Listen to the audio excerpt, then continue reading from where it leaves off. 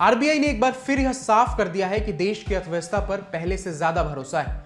3 दिन तक चली एमपीसी की बैठक के बाद आरबीआई गवर्नर संजय मल्होत्रा ने कई बड़े फैसलों का ऐलान किया।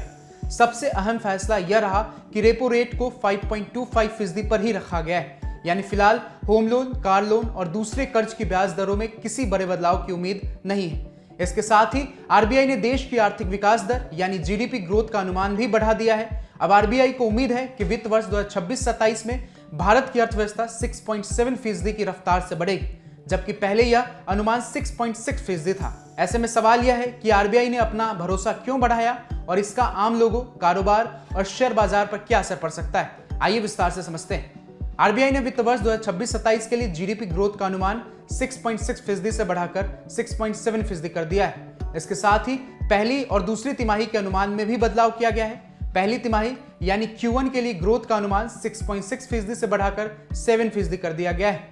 वहीं दूसरी तिमाही यानी Q2 का अनुमान 6.3% से बढ़ाकर 6.4% कर दिया गया है। हालांकि तीसरी तिमाही यानी Q3 के लिए 6.5% और चौथी तिमाही यानी Q4 के लिए 6.8% का अनुमान पहले जैसा ही रखा गया है।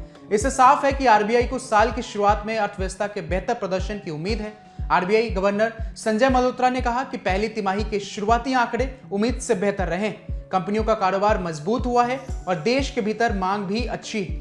लोगों की खरीदने की क्षमता बढ़ रही है और उद्योग में कामकाज भी तेज हो रहा है। आरबीआई का कहना है कि फैक्ट्रियां अपनी उत्पादन क्षमता का पहले से बेहतर इस्तेमाल कर रही है।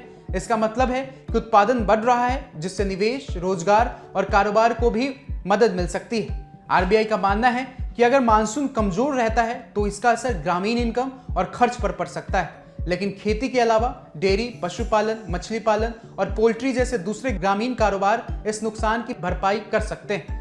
इससे गांव की अर्थव्यवस्था पर बहुत बड़ा असर नहीं पड़ेगा। वही सरकार लगातार सड़क, रेलवे, बंदरगाह, बिजली और दूसरे इंफ्रास्ट्रक्चर प्रोजेक्ट्स पर खर्च कर रही है। इससे निर्माण क्षेत्र के साथ साथ सीमेंट, स्टील, मशीनरी और ट्रांसपोर्ट जैसे कई उद्योग को फायदा मिल रहा है। आरबीआई ने रेपो रेट को 5.25% पर ही रखा है। इसका मतलब है कि फिलहाल होम लोन, कार लोन और दूसरे कर्ज की ब्याज दरों में किसी बड़े बदलाव की संभावना नहीं है। साथ ही बैंकों की तरफ से कर्ज देने की रफ्तार भी अच्छी बनी हुई है। इससे कारोबार बढ़ाने, नया घर खरीदने, वाहन खरीदने और नए प्रोजेक्ट शुरू करने में मदद मिल सकती है। अगर मांग मजबूत बनी रही और बैंक इसी तरह कर्ज देते रहे तो रोजगार और कारोबार दोनों को फायदा मिल सकता है। हालांकि आरबीआई ने यह भी कहा कि आगे की राह पूरी तरह आसान नहीं है।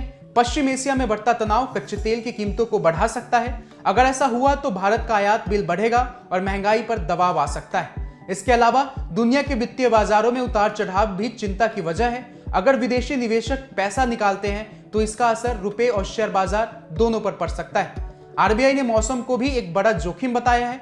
अगर बारिश कमजोर रहती है या बाढ़ और सूखे जैसी स्थिति बनती है तो ग्रामीण इलाकों में मांग घट सकती है। इसका असर ट्रैक्टर, दोपहिया वाहन और एफएमसीजी जैसे ग्रामीण बाजार पर निर्भर कंपनियों के कारोबार पर पड़ सकता है। इसलिए आने वाले समय में महंगाई, कच्चे तेल की कीमत, मानसून और दुनिया की आर्थिक स्थिति पर नजर रखना बेहद जरूरी होगा।